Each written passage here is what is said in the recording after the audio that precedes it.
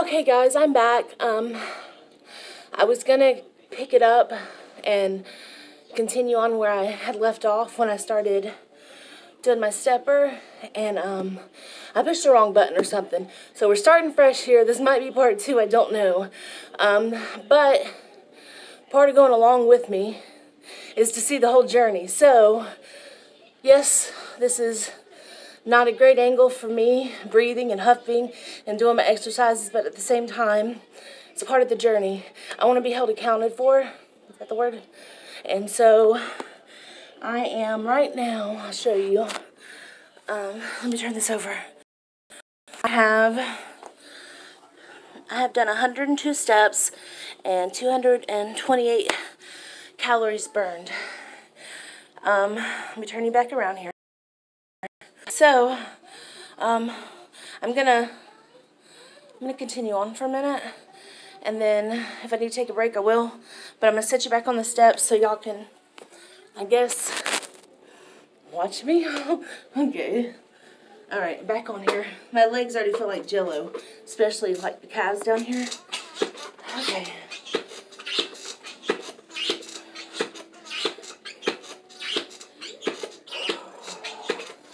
Feel the burn. I usually, of course, when I'm not recording, what helps me when I'm exercising, and it does a lot of people, is I'll put music on, usually in my earphones so I'm not bugging everybody, and I'm able to kind of escape the pain and do this.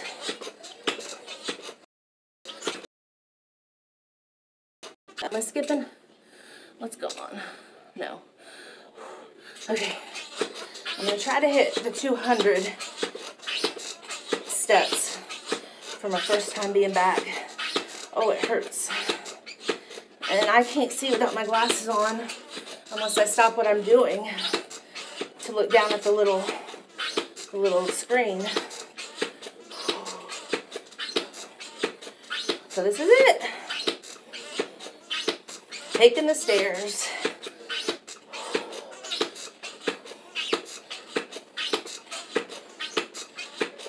What number am I at? I'm at 155, so I have 45 more steps to go. Y'all pray for me. It hurts, it burns, but it's worth it if I can lose some of this weight. Continue to lose some of this weight. I can already tell a difference in me.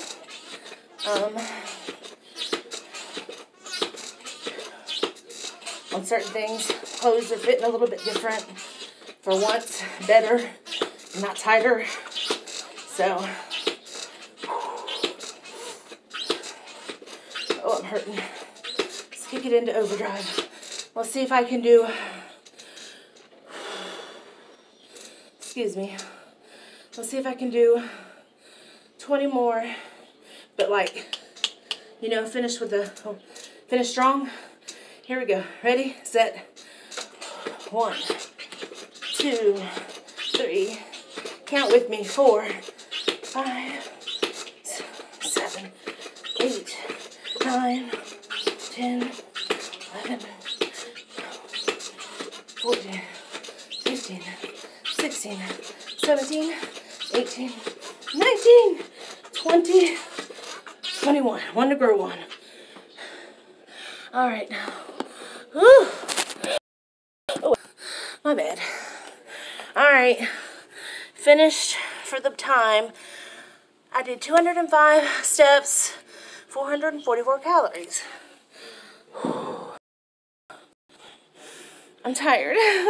Like I said, I've got to get myself back in the routine of doing this. But it's a start. So, I am going to pick this bad boy back up. Oh, it's heavy. It's in my hand here. I'm going to put it back. Woo.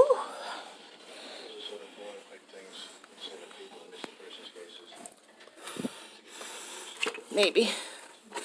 Ow. Lost my earphone. All right. I'm going to trade in my coffee Hopefully for cold water. But if not, regular water would be fine.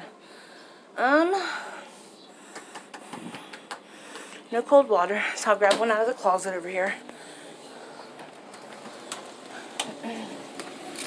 Grab a water.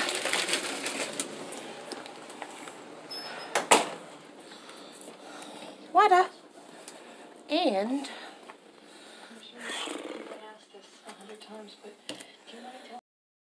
sit and rest. Whew. I can open this. Excuse me a minute.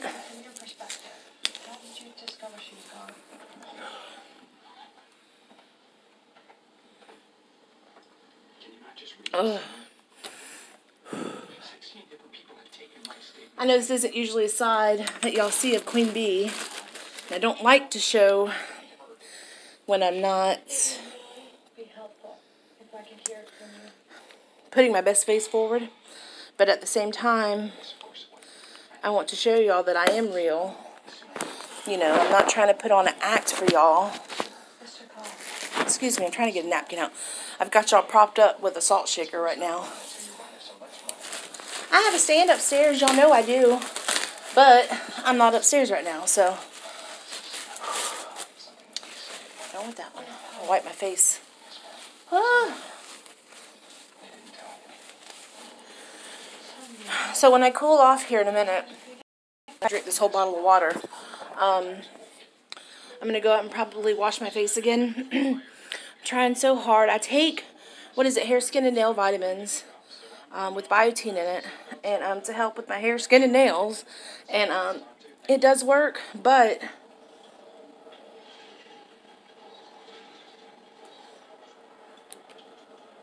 like I told y'all in my previous video, I'm 34 years old, but I still have breakouts. I think everyone does to a point, but I also, let me see. Okay, so I come up here, I got on the train from Florida, from Okeechobee, my hometown, on January 31st of 2014. I made it up here to Washington. Actually, I think the train, my family, my aunt, my uncle, my aunt and my two uncles picked me up from the train station in Rocky Mount, February 1st, 2014. Okay, so I've been up here, 6 years living?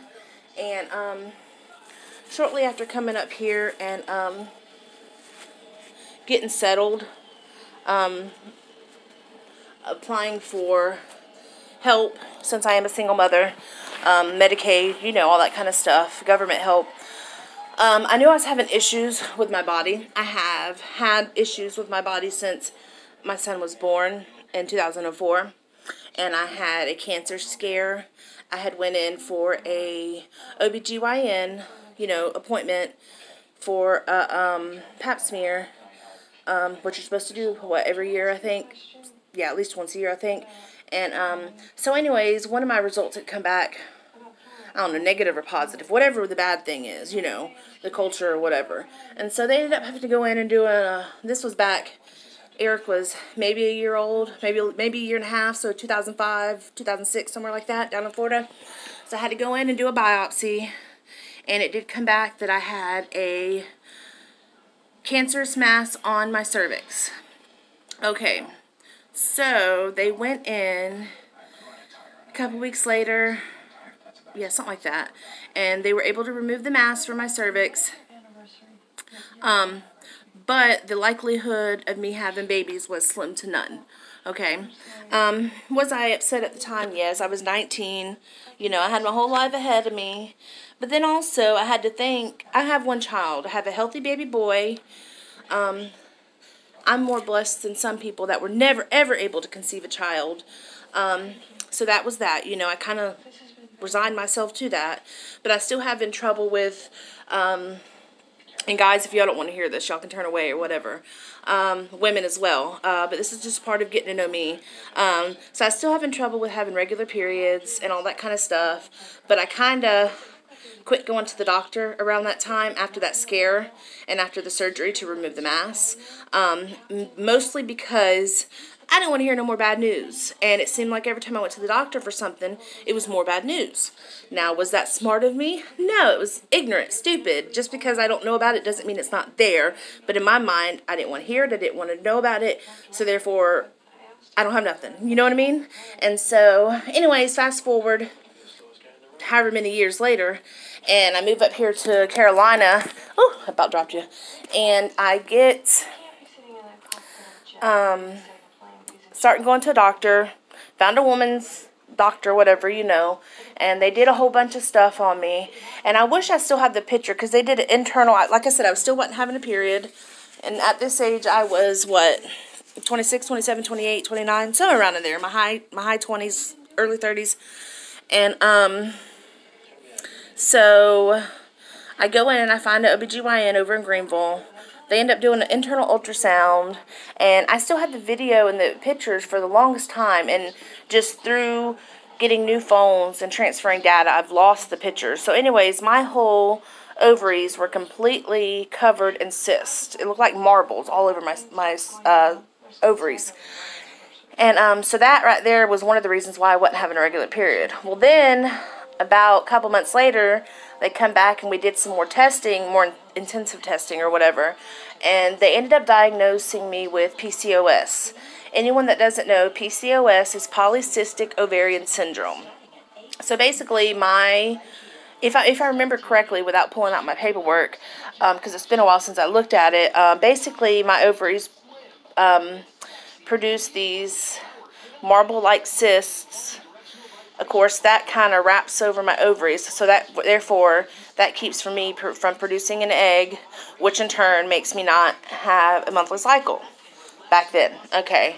So, and some of the telltale signs of it you can look at is women are a little bit more overweight.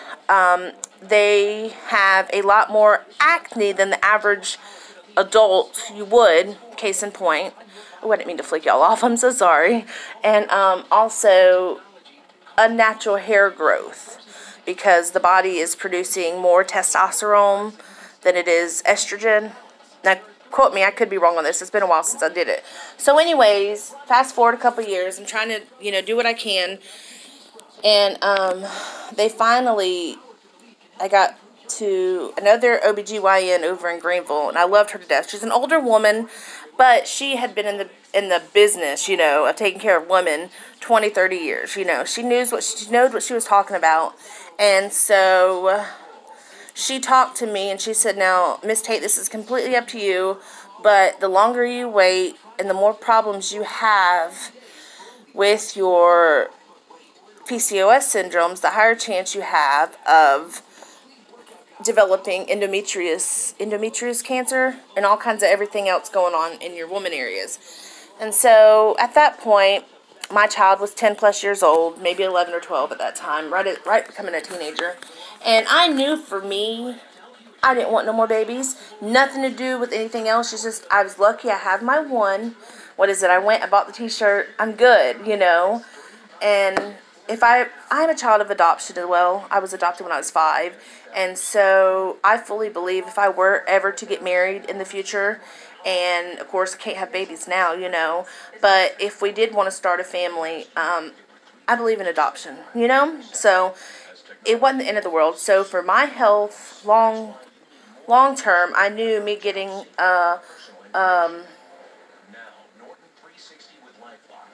what's that called? Getting the surgery, to clean out all my woman parts, But they did, when they went in and they did the hysterectomy, there we go. When they did go in and do that, she did leave my ovaries. She drilled holes into all of the little marble-looking sacs or whatever.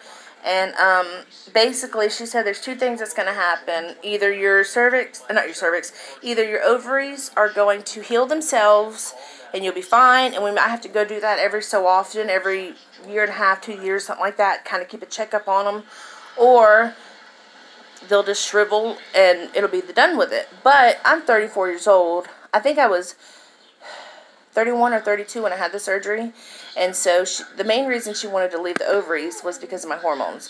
She didn't want me to go through the change at age 30. You know what I mean? Not if it could be helped.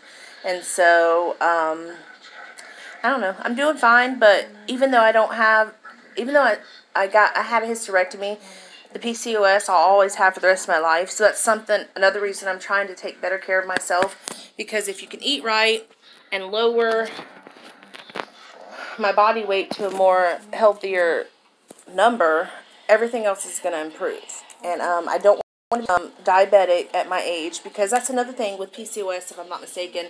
They said that your body ends up becoming insulin resistant, which means it will not take insulin and do whatever it needs to do to regulate your body. So this is why I'm trying so hard to take better care of myself. And I want to come out of this quarantine better than when I went in, health-wise. You know what I mean? Mind-wise, too, but, you know, we can't always win on them battles.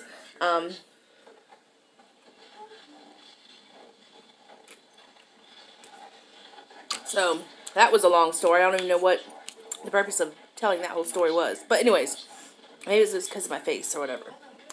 So that's something else that I'm kind of sharing with y'all.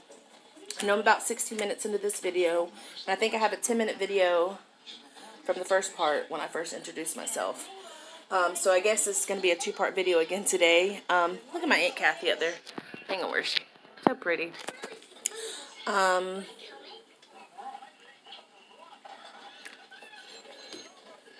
don't know. That's about it. I'm going to wash up. Maybe I'll take these videos and upload them into YouTube and edit them, see what I can do, and get them up before tonight. That's about it. I know I don't plan on going nowhere today. I'm just sweating. I see it. So today's going to be a crazy, lazy day. Nothing much going on, which I'm fine with. I know tomorrow we got a little bit busy of a day. I don't know. Get up in the morning. Not a specific time. Not bright and early. But probably get Eric up around 9. To give him time to let him eat something. He got his first paycheck Friday night. But by the time he got home, of course, everything was closed. But he hasn't been able to cash it, and it was only for the 1 day of training. Everyone only got that first check, and then 2 weeks from this past Friday, that he'll get his first official check, you know, with full hours. So let's see. Okay, so tomorrow at 11:30, Eric has a doctor's appointment, and his doctor's appointment is in Chocowinity, directly across from his work, which is Bojangles, which I think is so funny. But that's where his, mine, and my mama's doctor is. A little over a year ago, of course, you know, my child's 16 now. Not a child, a young man. But he's 16 now, and probably about the age of 14, we were going down here to Washington Peds, and he was like, Mom, do I still have to go to this kid doctor? And I was like, I don't know, honey. I said, we might be able to get you a regular doctor. And he said, I think I'd be more comfortable with that than having a baby doctor, you know. And so, okay, so we worked it out. We got everything switched over. So he now goes to our doctor. Her name is Dr. Black, Heather Black. She's wonderful. So sweet. And so anyways, he's got an appointment at 11:30 with them. He's been complaining of like heartburn and acid spillovers, I guess. And me and Mom tried to tell him it has a lot to do with what you're eating, and especially if you're eating late at night, that'll cause. But he is stubborn-headed and won't listen to us. So I was like, it's fine. He needs a checkup anyways. We'll go ahead and get it all done at once, and he can voice his concerns to the doctor, whatever, you know. So he's got an appointment at 11:30 with her, and then we got to come back home from Chocowinity, maybe rest or whatever. He's going to try to get one of my aunts to cash his check for him at their bank, because he don't have an ID yet, but we go at 3:30 tomorrow to the DMV. We scheduled an appointment for him to be able to get an ID card, so he'll be able to cash his own checks, and he needs it anyways, you know, with him working. And so he does that at 3:30, and then right after we get done with that, we have to run him and take him to work by 4:30. His boss already knows he's going to be running a couple minutes behind because of that appointment. He's fine with it. But Tuesday, the 21st, is their Bojangles and Chocowinity official grand opening. And so they've been training them this whole last week. And they'll finish up the training on Monday. And so it opens up on Tuesday, the first day of you know, the public coming in. And so that's going to be a test for sure. But Eric seems to really like his doctors. I mean, not his doctors. Like his work. Like I said, this is his first ever job.